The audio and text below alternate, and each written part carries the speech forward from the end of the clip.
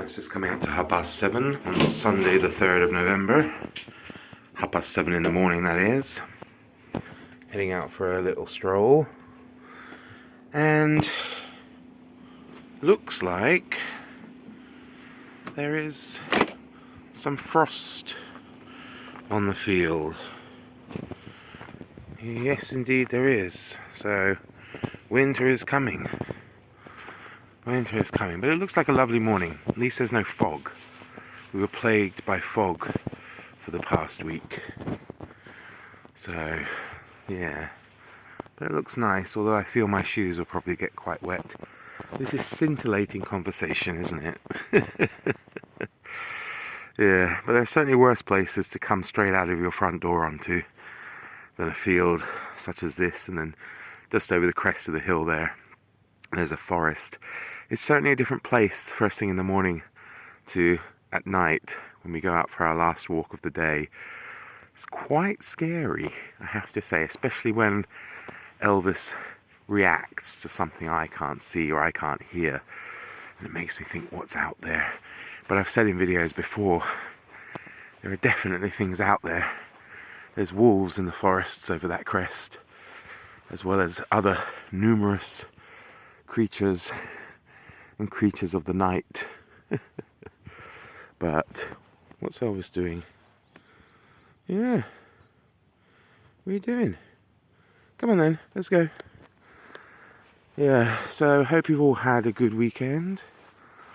It's been quite restful here. I've had a week off work, which has allowed me to get some things done, though not as much reading as I would have liked. And that, of course, is the purpose of this video. You can see just over there, shimmering, is a lake, which of course is really nice. And you may have noticed, compared to my other videos that I've done outside, there are a lot less leaves on the trees.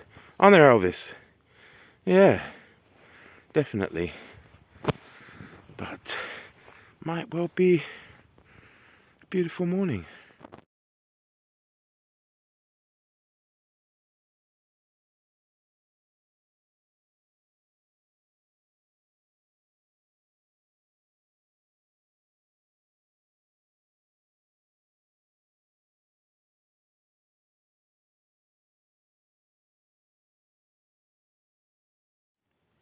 Hello everybody, welcome back to my channel, Book Time with Elvis, with me, Mark, and of course, Elvis.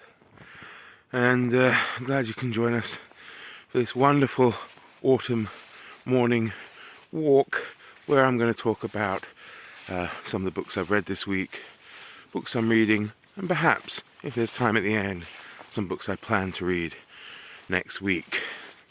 So, despite having a week off, my reading wasn't all that successful, though I was able to complete 2 books. Now that is complete. I didn't start and finish them, of course, during that week. What are you looking at, Elvis? No, it's poisonous. Don't eat it. Can you see that there? Isn't that lovely? Well, maybe not. The white mold growing on it, one of these toadstools.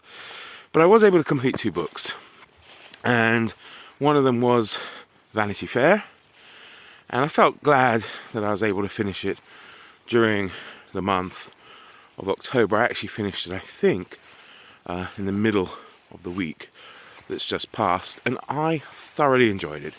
It's definitely become one of my faves. It's a corker, I would say, and thoroughly enjoyable, witty, it's funny, and kind of,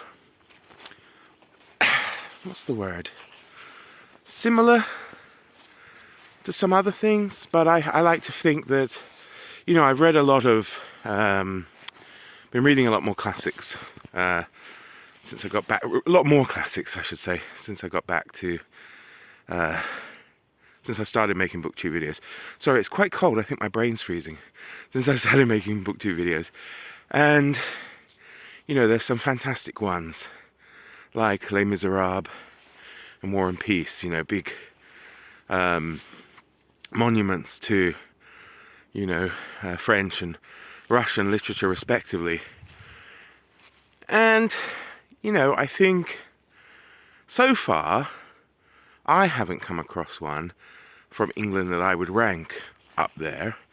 I'm sure some people will probably point out Middlemarch or something like that, but having not read it, I can't comment. But for me, certainly, Vanity Fair falls into that mould and can stand as a monument to that kind of literature from an English point of view. It had some great characters in it. Josh Sedley was a definite favourite of mine, as well as a few of the minor characters. Colonel Munro, was it? And General Tufto, maybe. People like that were great. The two main female characters were interesting. Certainly I believe that Margaret Mitchell used them as models for Scarlett O'Hara and Melanie Wilkes, respectively. Both characters, the Vanity Fair ones, and to some degree, well, especially with Scarlett O'Hara, to a great degree, horrible people. But that made, especially Rebecca Sharp, who's the main character in Vanity Fair, rather a wonderful character, because she is so awful. But the wet, weak and simpering Amelia Sedley, is more repulsive to me in some respects. I don't know. And what was interesting is it seems Thackeray, the narrator, didn't really like her very much either. So that's quite nice. But yeah, it's a wonderful read. It's definitely got undertones to War and Peace, perhaps, if it was an English novel, let's say. But I recommend it. You can't go wrong, I think, if you pick it up. But you need patience, because, to be fair, War and Peace, some parts are slower than others, but you must stick with it, and I think you'll find yourself justly rewarded if you do.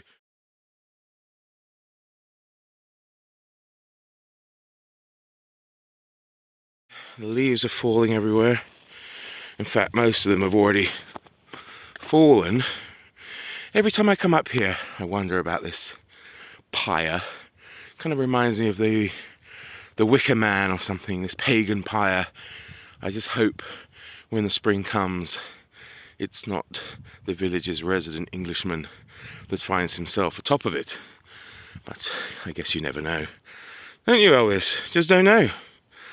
Yeah, lovely pathways and fields over there with the sunrise on this chilly Sunday morning. Anyway, back to the books. Sorry, get a chance of Elvis grooming himself.